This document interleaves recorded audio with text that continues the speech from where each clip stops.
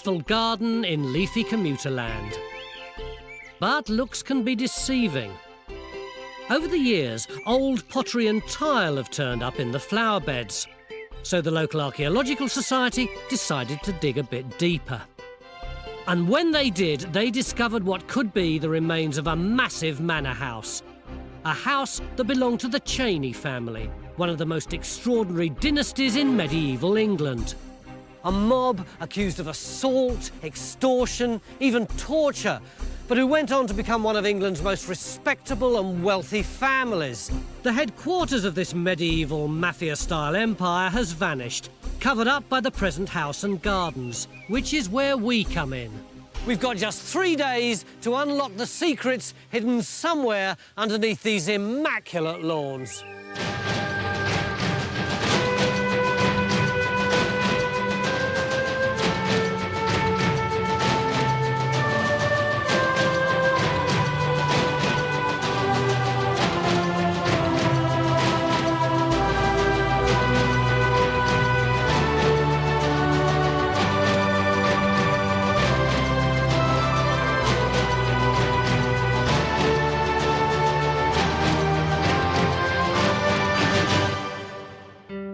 Chesham Bois is in Buckinghamshire, about 35 miles northwest of London. Nearly 300 years ago, this hill was home to a massive manor house. But today, the only clues to its existence are this map of 1735, plus some intriguing geophysics and a test trench, dug by volunteers from the local Archaeological Society. Yvonne, this big rectangle here where the grass isn't cut, that's where you put in the trench, isn't it? Oh, it is indeed. What did you find? Well, to our amazement, we found a very large 2 by 1 metre pitch tile hearth, and it's set in a beaten chalk floor and has a wall running along behind it.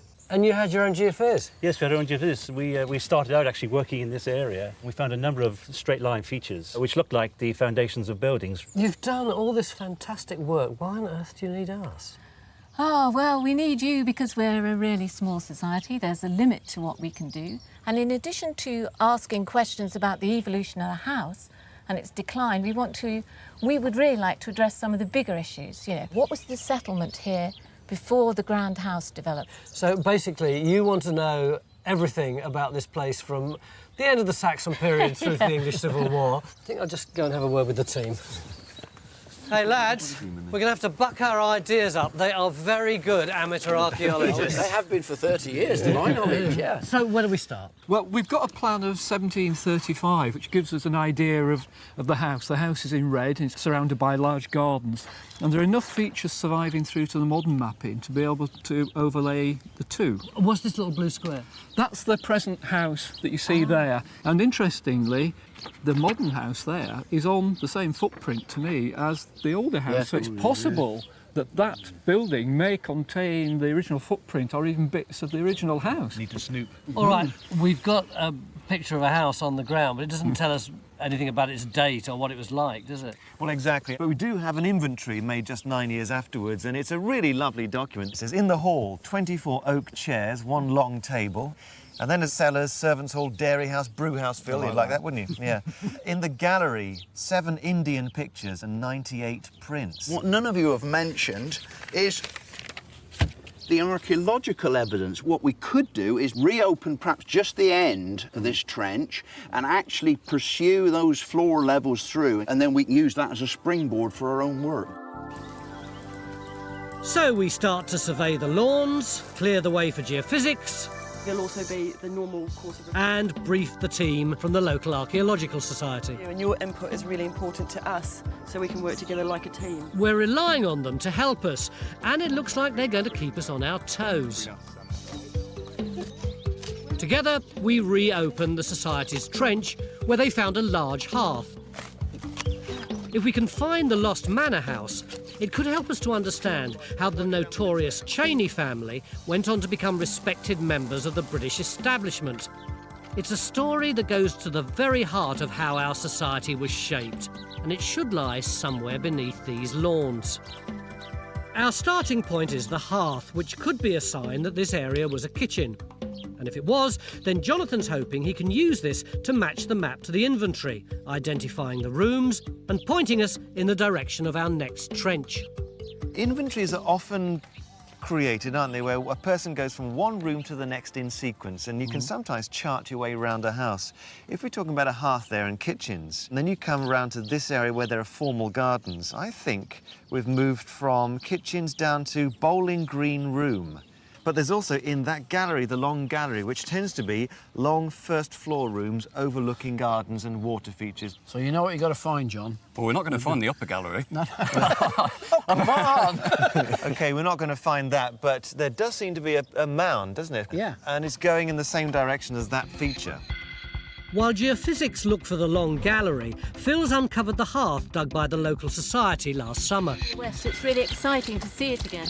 You can see, actually, it materialises into layers of floors, I think. How much of that sequence did you see in this trench? We really only saw it in sections. So you've really seen none of it going that way? No. So we decide to extend the trench under the watchful eyes of the Archaeological Society. Lovely little digger, isn't it? It's nice for these little keyhole jobs. And geophysics shows a strong signal that, if Jonathan's right, could be the long gallery.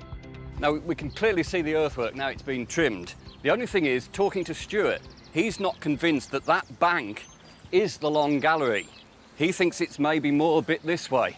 Right. I think the only way to resolve it is actually take a trench from here, right up the bank, and see what's going on. Well, you need to stay away from the tree that way. like to see And more I did episodes wonder like about this, this you can side, make it but we'll hit the bin. Our new won't we, target if is to we reach go 15,000 that way, worldwide whereas you've got a little bit supporters more length on that way. Patreon by the end of 2025. This will enable us Peaceful to continue Garden is now a expanding the bustling Time archaeological Team world. site. Enjoy front row seats for the greatest show on Earth. But despite And the under it. surveying, digging and strimming going on all around him, with a map in hand and earthworks underfoot, Stuart's in a world of his own. There's some trees down the avenue down there. You can just With spot Henry, Ray Sands placed the map over the modern topographical data. them. Can we manipulate it now and actually have a look sort of at the different views? The reconstruction shows the house dominated the landscape in 1735. What about other gaps through the different bits of wood? Well, there's a gap over on this side. It shows vistas were carved through the surrounding woodland for the house to see and be seen from miles I away. mean, this feels like a view for the house across the formal gardens. So you actually feel that's like one of the sort of frontages of the house. If they're right, then this may well have been the location of the grandest and most impressive part of the manor, the front range.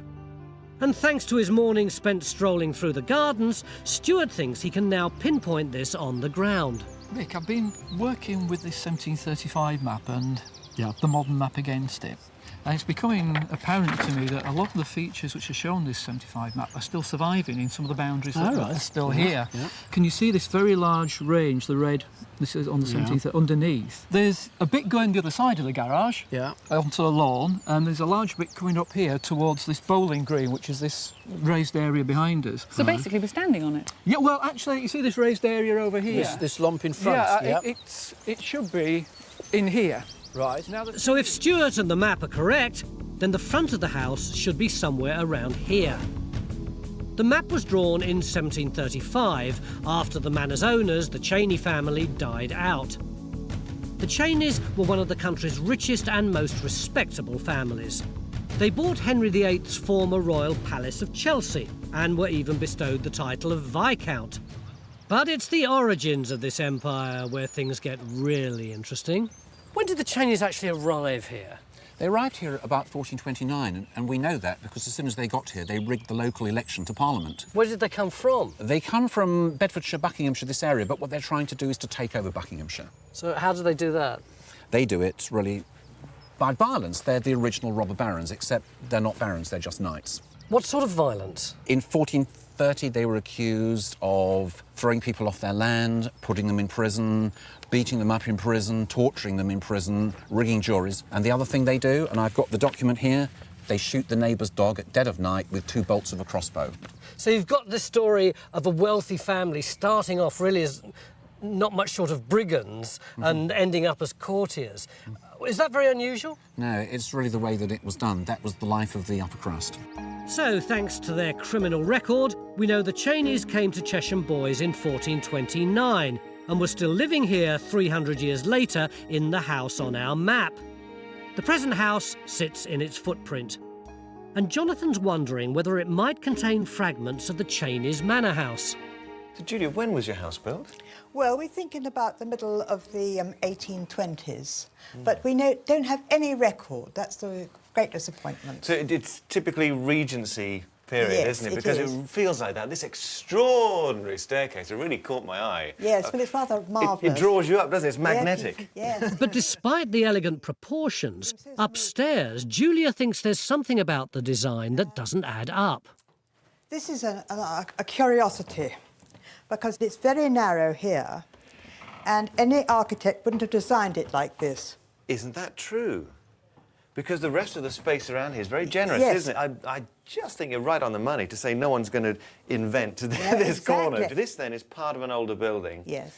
What's it attached to? Is there any period features Yes, you can show me? it goes right down to the cellars, but one room has oak beams, and it's meant to be the oldest part of the house. Cool, let's have a look at that. The room is on the side of the house next to the trench with the hearth, the area we think might have been a kitchen.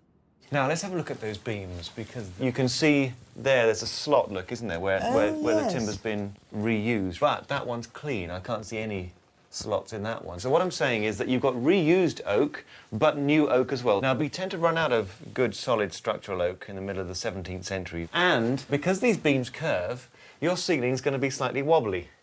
And you wouldn't mind that if this is for a fairly lowly level of accommodation. So I would guess, with the hearth being found outside, we're talking about possibly accommodation for kitchen staff or servants or something. Oh, really? That would be my feeling. And I would guess we're talking about the early 17th century. Certainly way before 1820, when your house was supposed to be built. These beams are the first datable evidence of the Cheneys' manor house. We now know that this part of the house was built in the early 17th century, about 100 years before the map of 1735. And we can begin to make sense of the layout of the house, because together with the hearth, it seems this area was part of the old manor's service wing. On the opposite side of the house, we're opening a trench in the hope of finding the front range and discovering what the house might have looked like and when it was built. Nice sort of slate here. Come on up a little bit more. Because although the beams in Julia's ceiling prove there was a house here in the 17th century, we know the Cheneys were living here 200 years before that.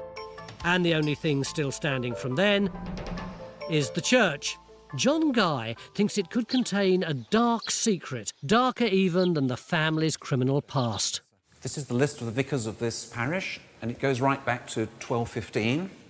And the thing about this parish is that the Cheneys appointed the vicars. But look at this, there's a big gap here between 1418 and 1521. What's fascinating is this is a period of a big religious upheaval in Buckinghamshire, a big heretical movement and a religious persecution. It seems the Cheneys may have been mixed up in the bloody religious turmoil that ravaged England in the late Middle Ages. But back on site, there's no sign of the early house from which their empire was built. Earlier on, Stuart was really confident that the front range of the big house would be somewhere in this corner of the garden, and Helen and Bridge stuck a trench in. How have we done? Well, we've still got hope, let's put it that way. We found an amazing lot of modern rubbish and a great hard-packed flint surface with modern finds in it, taken that away, and then we hope this is redeposited natural. We hope there's still something underneath it. So your hope is the fact that it might not be natural, it might just be a pile of gunk from somewhere else? I'm desperately clinging on to that, and if it's not, I'll have to have words with Stuart.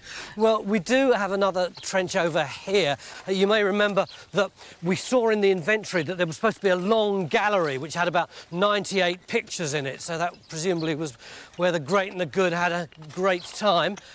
How have we done on the gallery? Well, I'm standing in a large cut at the moment, which is chock full of rubble, but breaking news, we've just found this wall at the end here. I think might be going under there. I'll have to give a bit more investigation. We've got some really good stuff out of this rubble as well, which John's been having a look at. Like what, Jonathan?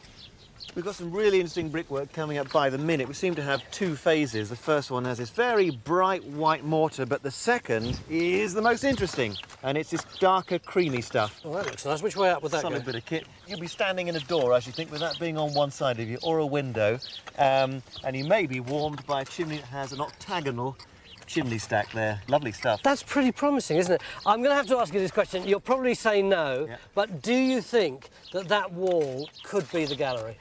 I tell you what I will say, on the map this is exactly the right site for the gallery. Another thing I'd say is that this kind of brickwork is more typically mid-17th century.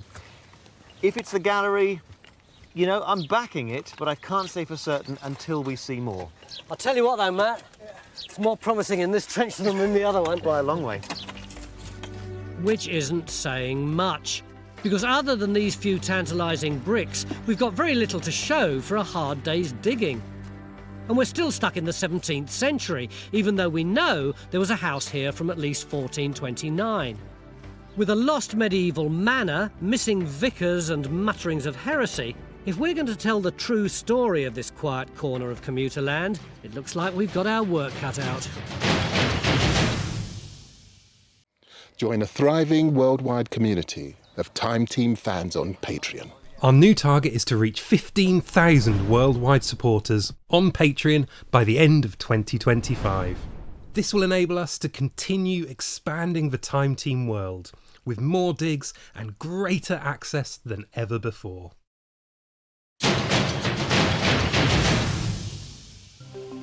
The beginning of day 2 here at Chesham Bois in Buckinghamshire. We're trying to find evidence of the medieval manor house that we know stood here from at least 1429 and was home to the infamous Cheney family. Hang on a second. Stop 1 second. In the past, a manor was more than just one building. It was the heart of the local community, with tenants, farmland, and, as at Chesham Bois, a church. And if we can discover what was going on around the house, it could tell us more about the house itself. A house that so far is proving tricky to find. The locals noticed these earthworks here, and even though it's 100 metres away from the house, it's still part of the same complex. It's part of the developing history of the site, so we've come down to see what we can do in here as well. So what do you think it is? Well, when I came in, I thought, well, this looks like settlement remains. Not exactly a deserted medieval village, but probably house sites. That's why it's right next to the church, look. He's giggling. Yeah, but he never believes these things, you see. I'm not convinced about the settlement business. I think these are potentially more to do with gardens, something related to the house, maybe enclosures, paddocks, or... I don't think it's settlement remains. Look at his face. He's like a cat with cream on this episode, isn't he? No, smug is the word you're looking for. Just because it's all lumps and bumps and maps. You're a happy bunny. I'm paradise. The Archaeological Society has already done some geophysics in this field and revealed some intriguing shapes. We're going to build on their work with our own survey. We're certainly not mortared in, and it's certainly... In our search for the lost manor house, we've discovered a series of curious box-shaped features in the trench with the hearth. We've got this wall running along there, and then these little brick spurs coming off there and there and there, and heavily burnt on the top, and then in between these little grey areas, these sort of boxes. Nobody'd seen anything like it at all. And I was talking to Vaughan last night, and he said, well, actually, he said, I've seen something which is a bakehouse, and he's drawn me this little sketch. There's the end elevation of the building, roof, and so what you've got is this firebox, this central firebox, which would probably be over there. And then on either side, you've got these little square-off compartments, which would have been individual ovens to presumably put bread in. Well, that's extraordinary, because I've just been looking in the kitchen accounts of Anne Cheney for 1630, and it's really the menus for each day, and they were eating fantastic amounts of bread. Just take one day here, the 17th of April, 1630, and just one meal at dinner, 32 loaves for serving men, 20 manchik loaves, that's posh people's bread, very fine wheat bread, 10 great manchik loaves, that's double-size loaves, and 7 loaves for the poor, so that's 69 loaves just for one meal. And so what was the date you were suggesting? This is April 1630. No, but that's about it. That would fit exactly with this. I mean, that is a known design of that date. But what's so exciting for me is that you hardly ever look at a document and then 10 minutes later come and look at the actual, you know, structure. You do now. It's a remarkable find. Combined with the documentary evidence, it gives us an insight into the daily lives of the people who lived and worked here nearly 400 years ago. But we're still no closer to finding the early house, the Cheney's power base since 1429. We're hoping the field by the church might shed some light on the manor's medieval history. We've got the geophysics there. Yeah, we're getting really good correlation for once with the earthworks. So we've got a ditch and bank coming down and going across. Yeah. And then the thing where we may disagree is that I've got what appears to be settlement-type activity there. It suggests burning, maybe hearths, maybe ovens. So does it suggest Rubbish settlement pits. to you? It suggests settlement. No. This suggests activity. That really looks like like a building platform. He didn't say activity. He said settlement. He implied more than activity. Right. Well, let's see. But that is a very regular platform. Yeah. This could easily be a barn. It looks to me. Not just gardens then. But a barn isn't settlement. It seems as though you two have got this site already stitched up. We haven't even got a trench in yet. Yeah, and look, you're going to need quite a big trench to solve this. Along the hedge? Yeah. Yeah, if well, you do that's it fine. from on top of this platform, this is where we've got some really nice responses. Where'd you start? From where you are now. And where I am, yeah. Up here. We've got the bank and ditch then running down here. Yeah. So it's got to come to at least here. Well, that's fine, isn't it? So, with the field looking like it could give us our first glimpse of medieval activity and debate raging about exactly what was going on here, Phil leaves his bakehouse behind to take charge. There's one thing to consider. Right. Mick's having a rethink. This might actually be a roadway leading up to the church rather than a boundary. It's possible we may have a cobbled surface with a ditch either side, maybe. Just seems very clean for me. I mean, if we're anywhere handy of settlement, I would have thought we might have got something. You got 20 metres to go, yeah? Oh, wow. Yesterday, up at the church, we discovered something really odd. There was this board with the priests' names on it, and yet round about the end of the 15th century, there are a whole load of names that were missing, and John Guy, our historian, kind of suspected that there was something rather dark and sinister going on. So I'm driving through this gorgeous bit of suburbia to meet someone who I think might be able to shed a bit of light on it. Chris. Tony. Where is it then? It's just up this way. Okay.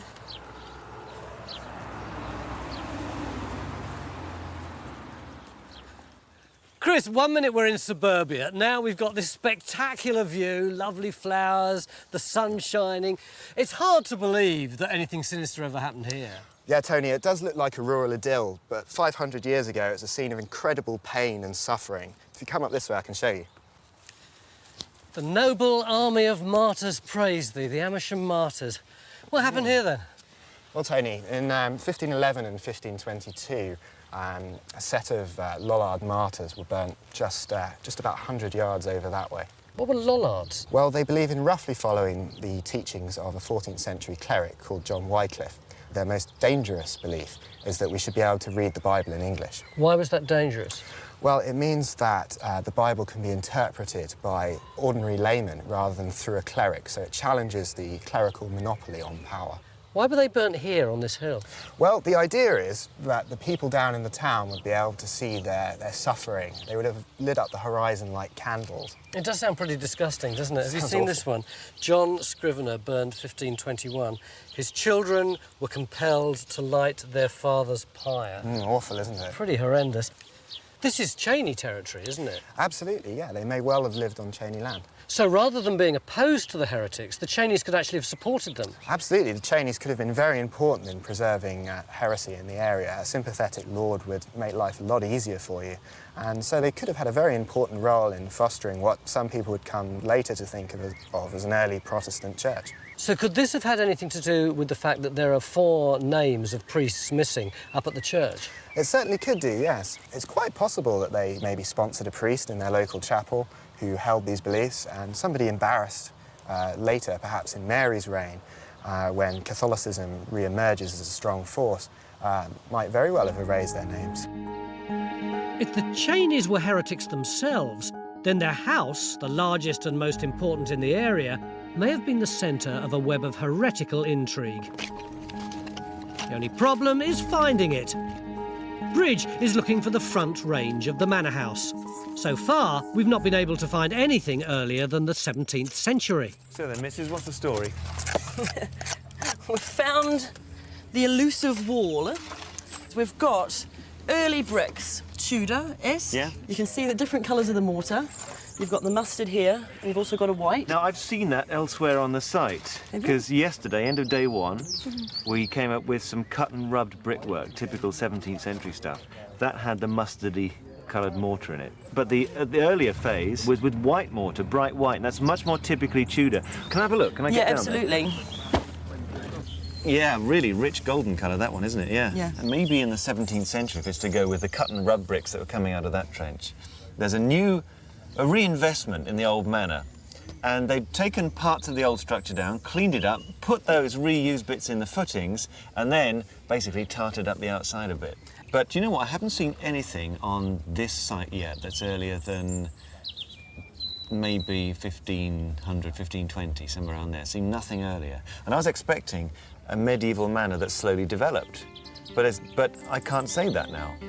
The medieval manor house might remain a mystery, but we do at last have evidence of a house here before the 17th century, of a Tudor house that was taken down and used to build a brand new one, a house that may have sheltered some dangerous secrets. So we know they were these mad, bad mafia types, but were they also in any way involved in the kind of heresy that seems to have been so rife here? They'd all been in the tower. In 1414, they'd rebelled as part of the Lollard Rebellion of Sir John Oldcastle, and Thomas Cheney, who bought this house, his brother John, their father Roger, they were all imprisoned in the tower. Roger died in the tower. Thomas and John negotiated their way out. They managed to get pardons. When did they get respectable? Well, it took them 3 generations to get rich enough to start building the Tudor house at about the 1520s. Then it took them another 3 generations to turn respectable. That's really the beginning of the 17th century. Halfway through day 2, and the Cheneys' family fortunes are beginning to tie in with the evidence of the 2 phases of building in Bridge's Trench. We're extending this trench because although we're starting to understand the evolution of the house, making sense of the actual buildings is proving trickier. We want to match this wall to the map to make sure it really is part of the front range of the old manor. Because our trench over what we hoped yesterday might be the long gallery... That looks such a modern wall. Scarily modern. Yeah, it does. ...isn't looking promising. And our mission to make sense of the mysterious lumps and bumps in the field by the church is proving equally frustrating. Phil, I could hear you whinging from 70 metres away. With some justification, Tony, I was sold this trench on the basis of exquisite geophysics. Which it is. Absolutely guaranteed settlement. I'll show you the finds. I've kept them in here. That's not quite... It's not far wide of the mark. What have you got there? Well, there is a bit of a ditch down there, and there's a bit of a round splodge there. Come on, seriously though, it's answered lots of questions, the trench. It may have not come up with what we wanted, but it's told us that we don't have a boundary at that point there. We might have had an old roadway leading into the church. I mean, I think now that we've looked at it, I don't think there is a roadway. I think that there is just a bank there. But now we've seen it in section. But yes, there is. All right, let the man have a say. But we were hoping that this platform might be settlement, a building. I mean, clearly it's not, so it's answered that question. We still don't know how early those features are and what they are. OK, it's not the settlement. I have to say, it's not only the lack of archaeology that's been hacking you off, it's the quality of the earth. Exactly, exactly. It looks like nut fudge, doesn't it? It's going to be awful to dig. And for that, I thank you, John. I'm not responsible for the geology of Buckinghamshire. Doesn't he moan? Back at the house, Matt's got even more to moan about. There's no sign of the long gallery in his trench, just a mountain of rubble and a jumble of walls. So what have you got, Matt? It looks pretty complicated. Yeah, there's loads of stuff going on here. We've got this wall coming across the back here, really sturdy one. There's a return to it coming across this way, heading off towards that brick floor, but the return doesn't line up with it. You can see it would kind of cut across it there or maybe go over it. Yep. The brick floor is sitting on a couple of inches of this really dirty clay. That is overlying, can you see where it's marked 215? Oh, yeah, yeah. With the yellow sandy mortar. They are on laid on old roof tiles. So it is literally just layer upon layer of stuff, isn't it? Really complicated. Yeah, The long gallery is long gone, replaced by a confusion of modern garden walls and sheds. And Bridget's search for the front range isn't making things much clearer either. I thought you were extending that trench by 1 metre. So did I, but it just got bigger and bigger and bigger. Why? Well, I really wanted to find a return from this wall here. And by digging the archaeology, I'd then be able to find a fixed point that could be related to the maps so that we would then know exactly where on earth we were in this range of buildings. I see no return. Neither do I, unfortunately. There's a great wall though, Mick, isn't it? It's very impressive, isn't it? But there's still a conundrum about it. Which is what? Well, if you come round here, look, you can see right down in the foundations of it, you've got moulded bricks. Can you see that sort of half-round one with a nib on it? Yeah. And there's a couple more there, and there's another one under there. And I think they're probably medieval. So we have got medieval on the site after all. Well, but it's only 4 bricks, and I think they're probably being used as rubble anyway. We'd hoped this was the front of the grand house, but with no return wall and a jumble of reused bricks, it now seems this too is part of a later garden wall. And it's beginning to look like the massive house that once stood here has almost entirely vanished. And there's still no sign of the medieval manor house, which is strange because we know the Cheneys were here as early as 1429, shooting dogs and beating up the neighbours. It's the end of our second day, and we're putting the bowling green to good use. How are we playing it? Oldest archaeologist first. No, the ugliest geophysicist, surely. Despite the setbacks, spirits seem high. Oh! Yes! What do you do? That's it, victory! I think I have your beer. No, you don't. No, you don't. Oh! Just kick the jack that way. I win! Yeah! And even taking into account the ale, Phil seems suspiciously pleased with himself. For 2 days, we've been working on this site, assuming that there have been buildings here since way back into the medieval period. But so far, we haven't discovered anything earlier than 1520. No buildings and no finds. But this has just cropped up in Phil's trench, 70 metres away, over by the church. And this is 12th to 14th century. So, for the early part of our story, have we been digging in the wrong place all this time? We'll find out tomorrow. If you'd like to see more episodes like this, you can make it happen. Our new target is to reach 15,000 worldwide supporters on Patreon by the end of 2025. This will enable us to continue expanding the Time Team world. Enjoy front row seats for the greatest show on Earth and under it.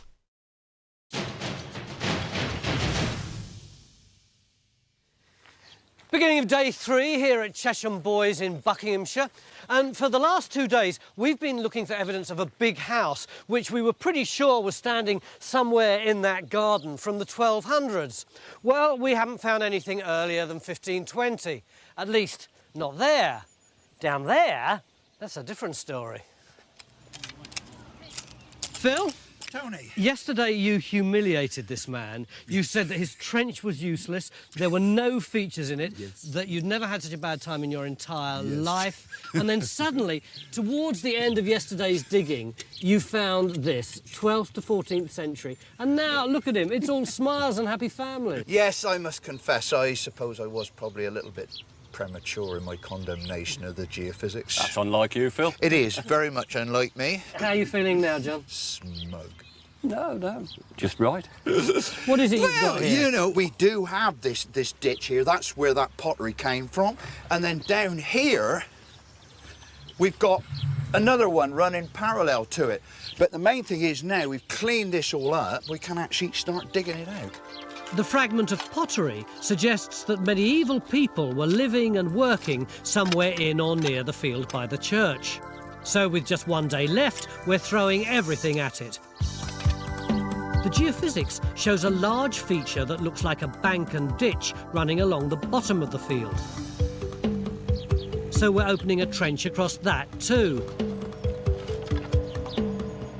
And back on our main site, we're still searching for the medieval manor house. I'd say hand-robbed brick, 1630. Without success. Which is frustrating, because we've discovered that in the early 15th century, Chesham Bois was the power base of the Cheney family, a medieval mafia-style mob accused of torture, intimidation, and even heresy.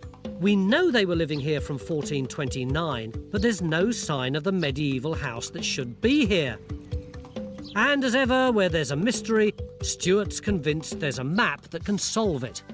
So what are you doing festering in here then, Stu? I'm taking 5 minutes to think in a nice, thoughtful, calm place, actually. Right. I've been looking very carefully at this 1735 map that we've been using. There's the house there, gardens around it, quite clear. Look at the symmetry of the axis. It's all rectangular and regular, all on the same grid. Yeah, exactly what you expect in houses and gardens that period, right? Now, there's something that isn't on that pattern and alignment, isn't there? Stand out like a sore thumb, that L shape there. Exactly. It doesn't fit with that at all. So alarm bells start going in my head. Yeah. Why is it like that? And you're thinking that's a different phase then? I am. Look, not only at that, there's a boundary down here, a field boundary. But look at the alignment of that. That's the same as that. And if you walk across the church field there's a bank and ditch goes across, which is also on that alignment. Right. Now, that all suggests that there's something there with sort of an enclosure around it. So when there's been a redesign of this landscape and everything's been put on that axis, there are certain bits that have been left behind they want to keep, and the other bits they've got rid of. So what is that? Is that building by the church? Yeah, I think they call it the Warren. It's the other white house there, just by the church. I think I'm going to go and have a look at that. Very wise. See what we can see, You carry on festering. It certainly seems worth pursuing Stuart's hunch, because despite the Archaeological Society's best efforts, we're not finding anything around the house earlier than the beginning of the 16th century. The L-shaped building on the map lies between our house and the church. From the outside, it's hard to tell how old it is. It's been plastered, extended, and the windows are relatively modern. Luckily, the owners have let us in to take a look round. Hey, look at that, Mick. Oh, that's good, isn't it? Look at that. So what sort of date's that then? Well, that pointed arch, flattened out, nice red brick. Look at that. Let's have a look at the mortar, see if we can get some original mortar. Yeah, there we are, nice and soft and white.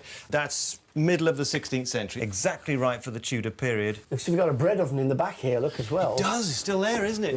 Yeah. So would this have heated, the main living room at the time? Yeah, what happens is medieval open hall houses have central fireplaces, they're quite smoky. The Tudors get fed up with that. They want individual compartments of rooms, each of which has a fireplace for itself. Jonathan suspects that the Tudor fireplace has been inserted into an earlier medieval house, and the best place to look for evidence of that is in the roof. A lot of this looks replaced, doesn't it?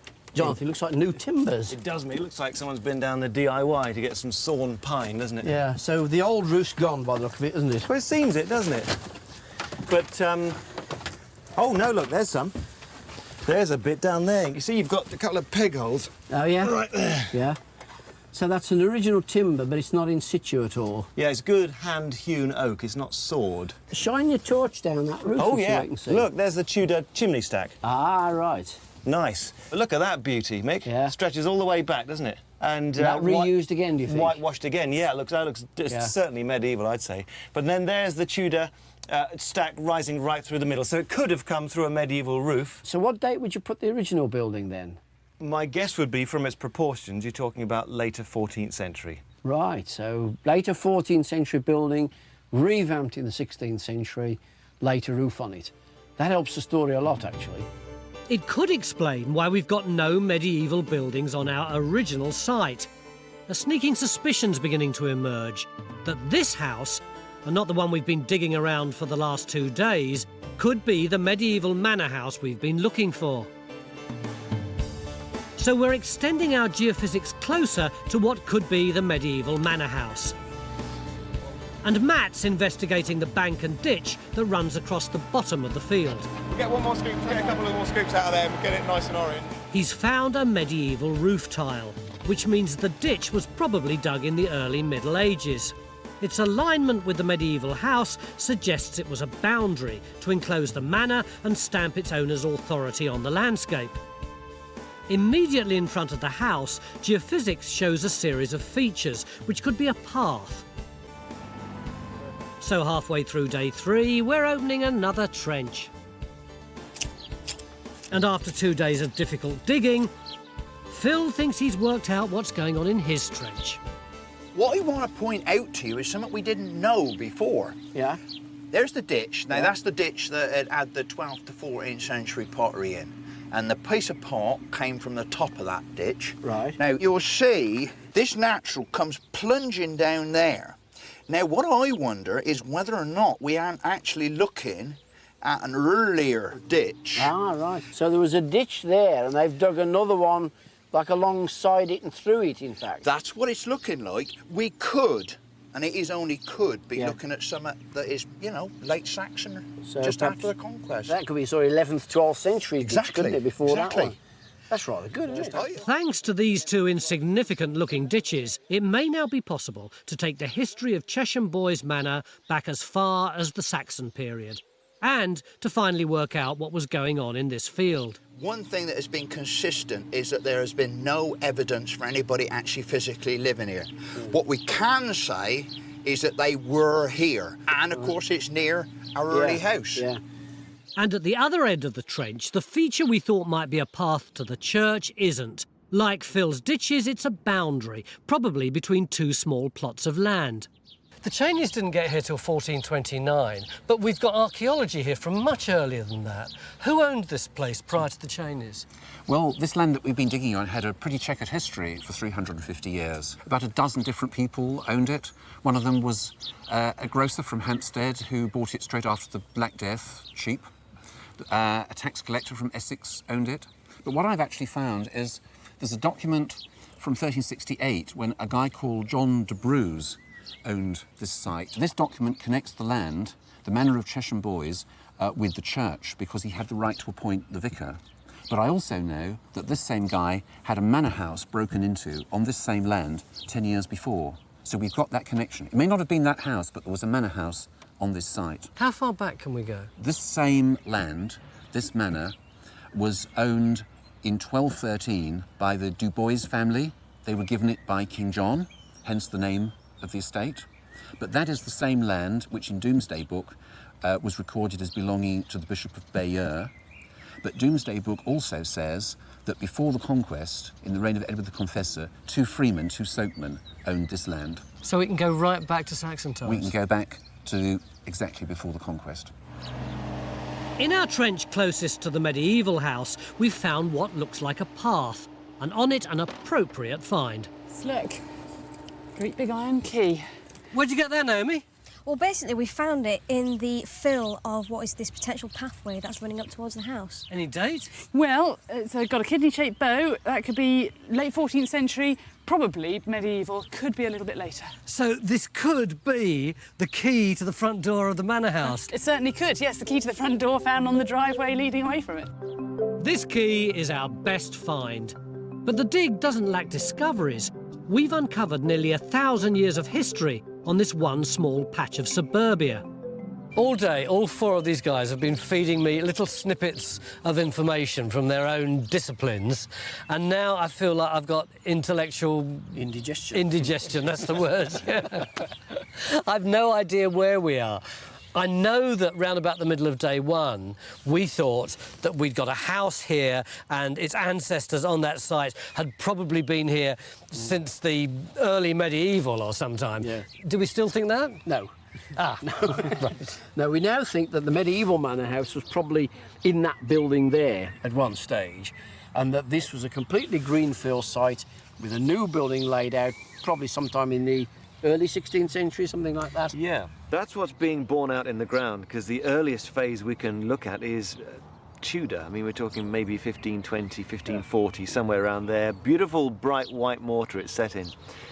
Second big phase is where the brickwork's been cut and rubbed. That's a mid-17th century thing, and that's set in a yellowy mortar. So two phases of building on this site. 100 years apart. How does your surveying tie in with this idea of various waves of wealth? Well, it ties in exactly because the 1735 map we've been using shows massive garden complexes, and you need a shed load of money to build those. How does that tie in with the history? Well, that fits perfectly with the history, because the two phases, when they had money, are 1520 to 1540, when Robert Cheney, who's buried in the church, lived here. He made a fortune in sheep farming. He had maybe 8,000 to 10,000 sheep. The second phase was when Francis Cheney, he was 1620 to 1644. He married Anne Fleetwood. She became Anne Cheney. She was a rich heiress because her grandfather had bought land from Henry VIII, monastic land. Oh, right. So was it around that time that they built the house where you showed me all that elegant brickwork and stuff? Yeah, I mean, it all stacks up. I mean, maybe a spring day, but it feels like Christmas to me. 3 days ago, we came here armed with one map and the evidence from a small trench dug by the local Archaeological Society. What we discovered was the story of a dynasty. It begins in 1429, when just a few years after serving time in the Tower for heresy, the Cheney family bought the medieval manor house of Chesham Bois. From here, they set out to build an empire, using any means necessary, and it seems they continued to harbour their dangerous beliefs. But fate was on the Cheneys' side. In Henry VIII's newly Protestant England, the family found themselves on the right side of the law. And with that came power and money. Enough money to convert the drafty medieval house into a comfortable Tudor home. And to build a brand new house. The Cheneys were shrewd political players. By the early 17th century, they'd become pillars of British society, and they needed a home to match. So they replaced the Tudor house with a magnificent new manor house, with elaborate gardens, a fashionable long gallery, and a large bakehouse. But all this lasted little more than a century. The family died out. Despite their wealth and power, they were soon forgotten. And sometime after 1735, their house was demolished. Today, all that remains of the Cheneys' empire are the beams in the present house and its outline on a map. It's a far more complicated story than we'd ever imagined, and one which hopefully helps to answer some of the Archaeological Society's questions. Has your attitude towards this place changed over the last 3 days? Oh, it has, really. It has, because you know, having a big, experienced workforce here allows you to look at the whole structure of the site. Not only looking at this trench, but at the other trenches. You can see its development in stages, and in a way in which you're able to learn something about the economy of the household and where things were done and how they were done. So from that point of view, it's been an extraordinary event having Time Team here on this beautiful manor house site. This whole thing started with one small trench dug by amateur archaeologists. Together, we've uncovered a fascinating story of a family that arrived as outsiders and left as viscounts. A story that goes to the very heart of how British society was shaped. And all beneath this one small patch of suburbia.